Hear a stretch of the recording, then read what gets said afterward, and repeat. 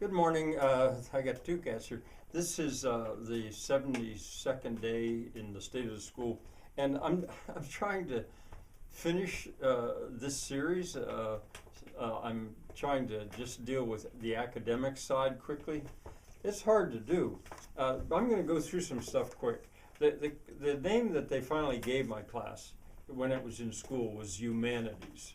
Now I want to say something about the education system since I started to teach. When I started, I was allowed to do this simply because they let me here at the local school board. They liked me. They liked what I taught, and that was enough. And Pennsylvania, I was once heard it described as like 500 little kingdoms, or the school boards. They could do whatever they wanted. That got eroded by state control and then federal control. So actually, when Trump talks about getting rid of the Department of Education, I think he's found the right thing to do there. I think, as much as I dislike Trump, I think that's probably a step in the right direction. I don't know his purposes, but I wanted to say that. Another thing, I don't give homework. In school, I didn't really give homework. You were expected to. But I didn't. After a while, I figured, no, I just want their undivided attention for 42 minutes. That's enough. Then go do something else. The level, if I was teaching college level material, actually, I was treating those students, 7th and 8th graders, really as if they were college students, but I was making it easy. The material that I was teaching, a lot of it was absolutely college level material. A Harvard education I was giving to them. I don't want to say spoon fed. I was telling it to them. I was making it easy. And another thing, the material in humanities, it doesn't get old. It doesn't get outdated because it's, well, and I needed to tell you that I taught in chronological order.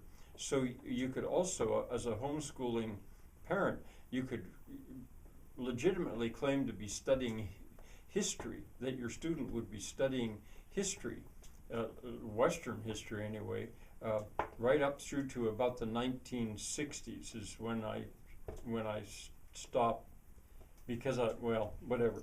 So I'm going through stuff so fast here. The playlists, I looked at them. The thing about them is you have to go all the way to the bottom and work your way up.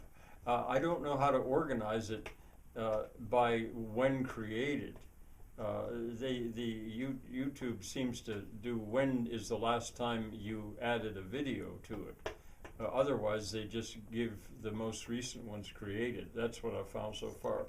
So if you're going to use a playlist, you scroll the whole way down to the bottom, and then you're in the academic stuff.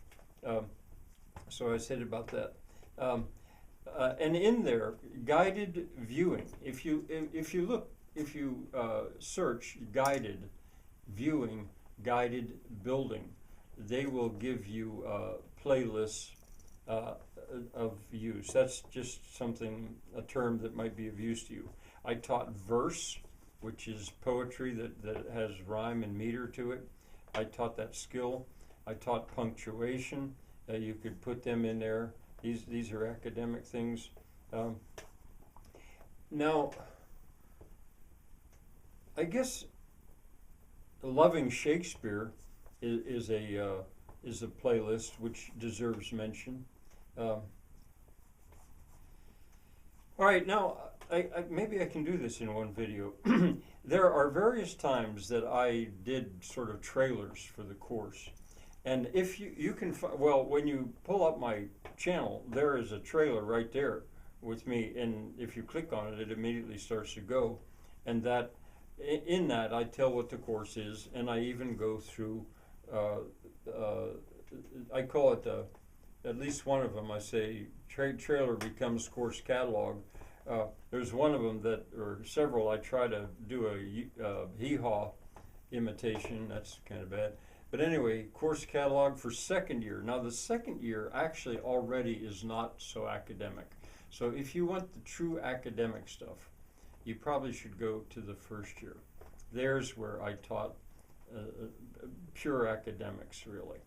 By the second year, I'm already outside teaching other things. But I give course catalog for second year. There, I lay it out what I'm going to do. The trailer for Frank's School. Sometimes I spell Frank's School FRANKSKWL. And why I do that is because that's RTOC writing. Now, certainly that wasn't part of my official duty. 3.62.1 is, I think, the video that comes up on my channel when you see it. I'm making it. Okay, two other things, I think, and then I'll be done. Or maybe just one. By the 6th year, I was asked to be interviewed by a woman named Lydia from the, I guess it was a newspaper, but it was also a television station in Arizona called the Arizona Republic, Lydia. She wanted to interview me because she'd heard, I don't know, it was maybe from Reddit or something like that, that I would be an interesting subject for what I was doing with teaching, for homeschooling, for teaching online, and for free. She wanted to interview me, but there wasn't an easy way to do it. So what I did was I did 7 quick little videos that answered questions that she had asked me. And those, you would find them responses or response to interview or responses to interview. There's 7 of them. And I did that in the 6th year. So by that time, I'd already been studying 6th year. Well, if you look at some of these, like those responses, and you look at the course catalogs and stuff, there I pretty much lay out what my school, the academic part of the school is, and I do a lot of explaining, so I think with that I'm going to be able to say, okay, I'm done with the academics. Bye for now.